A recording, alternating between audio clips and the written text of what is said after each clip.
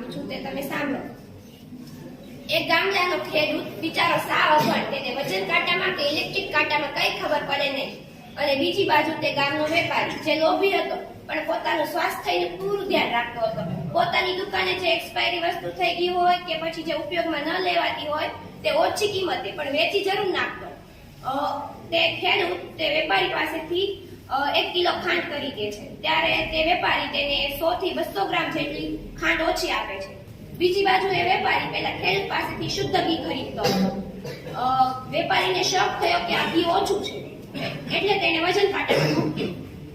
એને ખબર પડી કે આ ઘી 1 કિલોમાં 150 ગ્રામ જેટલું ઓછું છે, એટલે તેને ખેડૂતને જણાવ્યું કે ભાઈ તમે જે મને ઘી આપ્યું તે 1 કિલોમાં 150 ગ્રામ ઓછું છે. ત્યારે ખેડૂતે જણાવતા કહ્યું કે શેઠ, તમે તો જાણો જ છો કે મને વજન કાંટામાં કે ઇલેક્ટ્રિક કાંટામાં કઈ ખબર નથી પડતી, એટલે તમારી દુકાનેથી જે મેં ખાંડ ખરીદી એ ખાંડને મેં બળદગાડીના પૈડા પર મૂકી અને બીજી બાજુ તમારા ઘીનો વજન કર્યો. જ્યારે બે એક સમાન થયા ત્યારે મેં તમને તે ઘી આપ્યું. હવે તમે જ જણાવો કે આ ઘી ઓછું કઈ રીતે હોઈ શકે? તો પેલા વેપારીને પોતાની ભૂલ સમજાઈ ગઈ.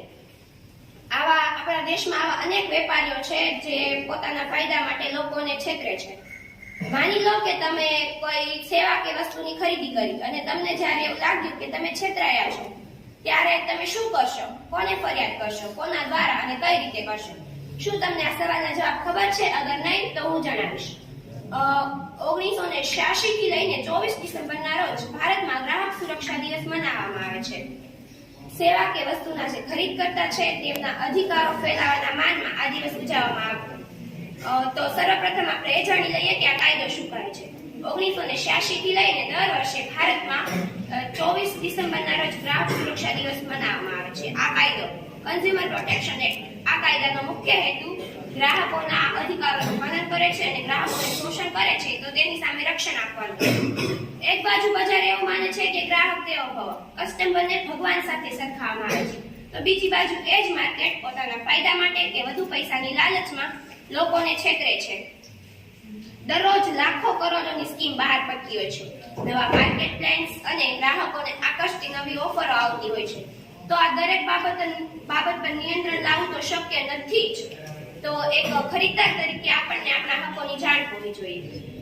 એક વેબસાઇટ છે customerhelpline.gov.in. આ વેબસાઇટ પર તમે જશો ત્યાં કસ્ટમર હેલ્પલાઇન નંબર 1800 નંબર દેખાશે. આ નંબર પર કોલ કરીને તમે જે તે કંપની સુધી પહોંચી શકો છો.